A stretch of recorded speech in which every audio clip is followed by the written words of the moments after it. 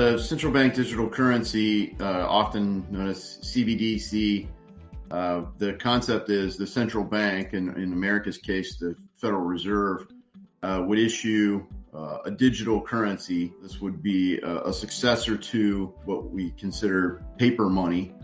For the most part, people use digital money now.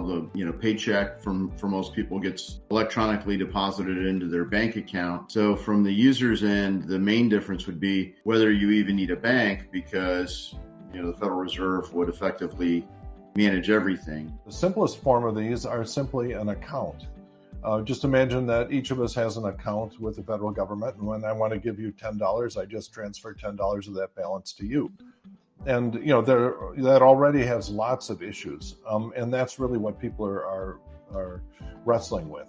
One of them is whether the transactions are truly private, or whether they're under some conditions the court system can get their hands on the true identities of participants. If it were a permissionless system like Bitcoin, that's probably the only way, but that's not what none of the 100 plus countries are studying, a permissionless system. They're all studying a permissioned system. And the only good thing is that the Federal Reserve, the executive branch, does not have the legal authority to launch this without approval from Congress. And at least right now, there is no way Congress would support granting that power to the central bank or to the executive branch. If it is something that is traded at a fixed thing, as just a substitute for a dollar, instead of printing dollars, the government would print digital dollars with exactly the same rules. Then I think it could be a very efficient element in our financial systems, that you'd have a simple way of just doing transactions. There's another element of crypto which have to do with for example, Bitcoin prices just go up and down all over the map by factors of 100. And so the question there is, there are estimates that about half of all Bitcoin trades are fakes. What they do is, you say, let's say I have this crypto asset that's not worth very much. And so what I do is I go out on the blockchain and I set up some fake identities and start buying it back and forth from these fake identities at higher and higher prices. And there's a lot of that going on in many crypto assets. And that is it's an old fraud on the market, as they call it. It's been going on for hundreds of years in different assets. But we have to understand how we're going to prevent that if we really want crypto to flower. Around the world, over 100 countries are studying this central bank digital currency idea, and they're all basically copying the creepy surveillance state version that China is doing, which is the central government creates a centrally managed database. Most of the money that gets printed by the government is just electronic funds transfers between the Federal Reserve and the Treasury and so on. And then the relatively small amount of dollars in circulation that correspond to coins and dollar bills and $1,000 bills are, they are printed separately. But you have to be very careful there not to let any government just print arbitrary amounts of stuff. Because if the government says, oh, this is great, we don't have to tax anyone anymore, instead we'll just print money. And governments have tried that from time to time, and it does not end well. You end up, everyone just views the money as worthless because the government just prints as much as they want. And so that when you switch over to central bank digital currencies, you have to make sure that it's under the exact same rules that we currently print dollars under.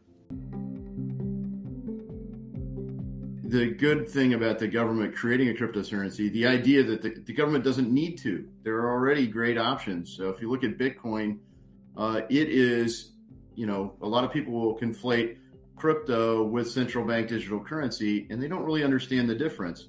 Blockchain, made popular by Bitcoin, is permissionless. The idea that the blocks move and validate the transaction, the whole ledger is public, but the keys are private. It establishes trust in a different way. It's a different way to establish security, and it does it specifically to make sure that there's no third-party intermediary, not a bank, not a central bank digital currency, not a Federal Reserve, no federal government, no creepy surveillance state system.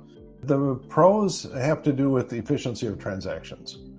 That there are huge advantages to being able to transact Just sort of get out your wallet, prove you are who you say you are, have access to the digital currency wherever it's stored, and then transfer it. And this is, it's tremendously important. It's transactions aren't cheap in our country. 70% of our GDP is consumer consumption.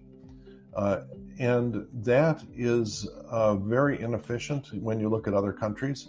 Credit cards, for example, take about 2 or 3% bite out of all transactions, partly through the customer. The customer ultimately pays for that. The corresponding number is much less than 1% in other countries where they have set up systems like this, or very large, basically state-backed systems. There's not much that China does better than we do, but this is one thing they do. Their transaction efficiency is much better than ours. If you had the chairman of the Federal Reserve that was at this central authority, and then he just decided, poof, let's create $5 trillion. That's basically what happened during this past 3 years, is the central bank just created $5 trillion. So there'd be fewer mechanics involved, but the same net effect, it would create inflation. If you started printing it to so-called monetize the debt, if the government right now, if they were silly enough to do it, could say, oh, well, we have a $30 trillion national debt. Let's just print $30 trillion and pay off everyone. Okay. And that would work for about the length of time it took people to realize that that's what the government was doing, and then say, forget it. I'm going to get rid of my dollars because they're going to become worthless.